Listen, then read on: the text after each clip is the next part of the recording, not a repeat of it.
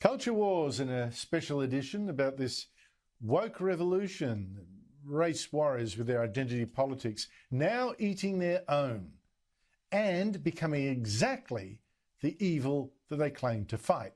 Now, let me start with the obvious example. The race warriors who forced Collingwood President Eddie McGuire to resign after nearly 23 years after claiming that he was guilty of systemic racism. Not that there's a single person that I've found that's proved he is racist. I love my memories of Victoria Park the first time. And for the first time in my life, I felt part of a community.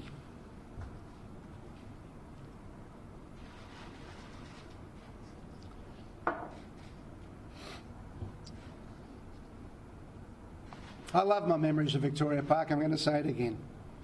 The first time I ever felt part of any community.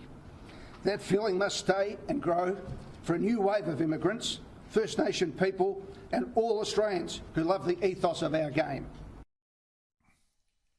Now, Conservatives have already copped all that kind of hate and vitriol that Eddie's now copping from exactly the same type of people. But now we're seeing these warriors going after their own, because Eddie McGuire is, of course, of the left. He's backed all kinds of Aboriginal campaigns and programs and charities and all that kind of stuff. And the question now is that if he's shamed and destroyed as a racist, who is next on this list of these activists who have so little reason and so little pity? Activists who turn out, in my opinion, to be more heartless and more racist than McGuire ever was. I mean, you take a writer of the so-called news site Junkie, who jeered at McGuire, at him crying. Eddie McGuire cries salty white tears as he stands down. White tears? I mean, how does that work? Can we also mock salty black tears? Yet Greens Senator Lidia Thorpe, who signed the open letter this week that called McGuire a racist who should quit, last final straw really, made that same racist jab, not showing the slightest pity. The pain that I saw in Eddie's eyes and the tears that I saw from Eddie, we actually refer to them as white tears. Oh, white tears again. Dare I ask, stupid question, are they worth the same as black tears? Oh, no. Okay, rightio. But let's stick with Thorpe. Now, she was picked by the Greens, particularly because she identifies by race, Aboriginal. And she wasn't at all impressed, despite that, by all the Aboriginal programs and charities that Collingwood has set up and backed under Eddie McGuire. Not at all. I immediately thought of Twiggy Forrest and how, there's all these do-gooders out there that think that they're doing the right thing, but they can still be racist. No, it doesn't work like that. That's where systemic racism needs to continually be called out, because you can be our friend, you can give us a little bit of money for a program, but ultimately, if you are racist yourself, it comes through. Wait, so no matter what good you do, real good on the ground, you can be damned simply by what these race warriors, with no pity, think that you think, or maybe if you've got a word out of place. And that apparently now means that even Twiggy Forrest, the mining billionaire and philanthropist, his racist, Andrew Forrest, who has an Aboriginal goddaughter, who has set up and backed job schemes for Aborigines, with his own money, by the way, and a man who's so woke that next Sunday he will give a lecture on the ABC claiming the rest of us are so racist that that's stopping Aboriginal entrepreneurs. Mate, they're eating each other alive over there. Joining me is Rowan Dean, editor of The Spectator Australia and host of Outsiders on Sky News on Sundays at 9 a.m. Rowan, no one, and I mean no one now seems safe from race extremists like this Greens senator who helped get rid of Eddie McGuire. Yeah, exactly, Andrew, and it does. It all shows you that revolutionaries will just keep on going and keep on going. You can never satisfy them. So you have to ask yourself, what was the point, for example, of Kevin Rudd's sorry? What was the point of all the gestures that have been made? Lydia Thorpe refers to the pittance that we spend on Indigenous affairs, where in fact we're the most generous nation on the planet. We spend billions. $30 billion a year. $30 billion. But this is all for nothing. You see, it's all meaningless because it doesn't matter what you do, Andrew, as you said. It doesn't matter what you do. You are still a racist if you've got white skin and you're crying white tears. And that white tears thing is the real giveaway there, Andrew. We've seen over the last year how insidious the idea of Black Lives Matter is, because if you say, well, hang on, all lives matter, you are a racist. So the logic goes out the window, it's inverted. If you say all lives matter, you are somehow a racist. Well, now we have this idea of white tears. So any pain that a white person feels doesn't count. So it's like black tears matter, but all tears or white tears don't matter. So it doesn't matter how much pain or suffering you've gone through. If you're white, that's irrelevant because you're not black. And this is so disgusting, but it is creeping into so many aspects of our lives, and that is what's so frightening. There's Eddie McGuire. Another, you know, that he has been purged, Andrew. So they will purge him. They will discredit him. It doesn't matter what he does. He will always be now the white tear-crying racist. But he is a racist. That's always going to be there. And it doesn't matter what you do. You can never escape that stain or that purge. And the one thing, Andrew, that is lacking in any of the hard left activism these days is any sense of forgiveness. So if you say sorry, you're never forgiven. Correct. And the one that, you know, you and I have argued about religion and so on often enough, but the one thing that, whatever you think of Christianity, the one thing it did give civilization is this idea that you must have forgiveness. You must say, you've said sorry, you recognise what you did is wrong. That's it. We're equal now. Clean slate, start afresh. But not with the left, not with these hardcore activists. They want to ram you down again and again and again so that you are permanently in the stocks, you are permanently blighted, stained, wearing a yellow star, whatever it might be. You are the bad person because they are the virtuous good. And it's really getting dangerous, Andrew. Oh, absolutely. The Christians say, come unto me, you know, all ye. And these guys, no, they don't want you. They want you dead. They want you gone. They want you buried. There's no skerrick of forgiveness there, which really amazes me. Well, it depresses me. It frightens me. And they seem to me, Rowan, in this respect and a couple of others, like the pigs in George Orwell's Animal Farm. You know, they take over the farm from wicked humans on their two legs, but then they become exactly the cruel masters of the other animals that the humans were. In fact, worse. Suddenly it's now, you know, again, 4 legs bad. That is exactly what we're seeing with these people. Exactly. And I'm glad you mentioned Animal Farm, because in the last kind of 18 months, or certainly the last year, with the authoritarianism, with the rise of militant China and so on, even our own police forces, particularly in your state, rushing around, behaving like, you know, brown shirts or whatever. We've talked a lot about George Orwell's 1984 and Big Brother, and 1984 wasn't supposed to be a manual and so on, an authoritarian, oppressive government.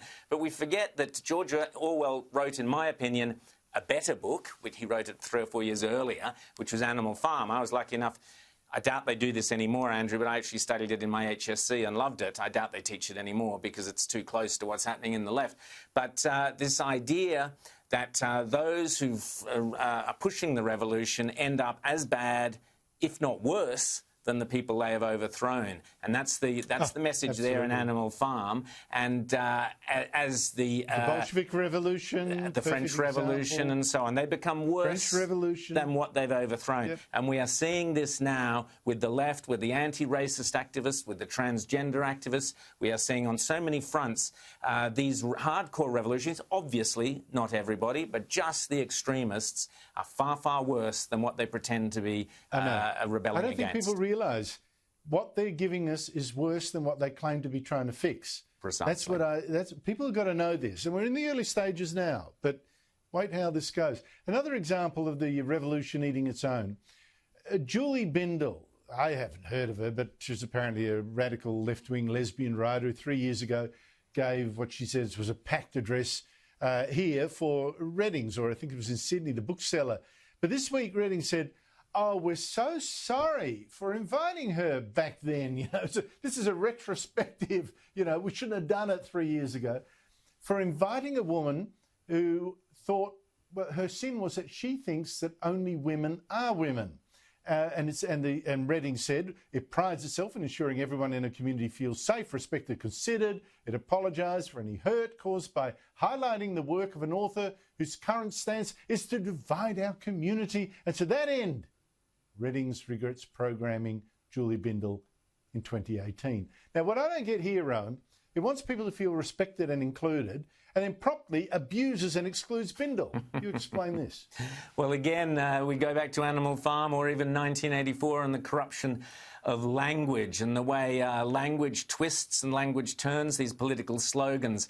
If you think of, even Animal Farm's all animals are created equal, except some are more equal than others, was the little caveat to that. Mm-hmm. And this is the same thing happening here. So the LGBT community began as the LGBT community and expanded and took in more and more members of the alphabet, and more sexual preferences, if you like, or genders, whatever they call it. 34 letters now, mate. There's 34 letters and 62 genders and whatever. The Australian Women's Football League round, yep. Exactly. And the people who are losing out the most from this are women and feminism, because the transgender attacks on women are now worse than anything the most misogynistic men ever did or behaved in ways to women. Now, you can talk about the misogyny of the past, and you can say, men were condescending or patronising or did this or whatever. You can paint as dark a picture as you like of the patriarchy, 20, 30, 40, 100 years ago, whatever you like. Nothing that the patriarchy ever did comes even close to the way the transgender community, again, I repeat, just the extremists, but the extremists are turning on women. The hatred, the vitriol, death threats, rape J.K. threats. Rowling, for even just saying, I'm a woman. I'm glad I'm a woman, and a woman gives birth, or a woman has... In Britain, there's a hospital at the moment that is refusing to allow people to say mothers are breastfeeding. You can't say mother's milk. You can't say breastfeeding. So this is a hospital in Britain. You've got to say they're chest feeding. They're turning it all on its head. But this is so demeaning to women. Nobody else. It's the women who lose in this. And this is, again... Women who don't exist. Exactly. And women were at the forefront of the kind of feminist... Of vocabulary. Exactly. It's tragic. Just one more example of this hypocrisy, right, of people being worse than the people they condemn. Again, identity politics. What a sin. I was so glad that the French President, Emmanuel Macron, said, hey, listen, we don't want this stuff, this American theology, they're coming over to France and destroying the country like it's now destroying Australia. Israel Folau, the rugby superstar, he was sacked by the NRL for posting on social media a biblical quote saying that gays would go to hell. Now, I wouldn't do that. I don't believe it. I don't think that was right. But that's his point of view, quoting the Bible. This was said to be disrespectful. The Sydney Morning Herald campaigned to drive him from the sport. It's not played a game here since. But its rugby writer last week thought that it was a, quote, cracking story, that another former Australian player used social media to, yes, harass Israel Folau. Have a listen. I heard a cracking story yesterday that when he first joined Catalans, he joined the players' WhatsApp group. Yep. And Jimmy Maloney, God love him, couldn't help himself and just started bombarding him with gay pornography.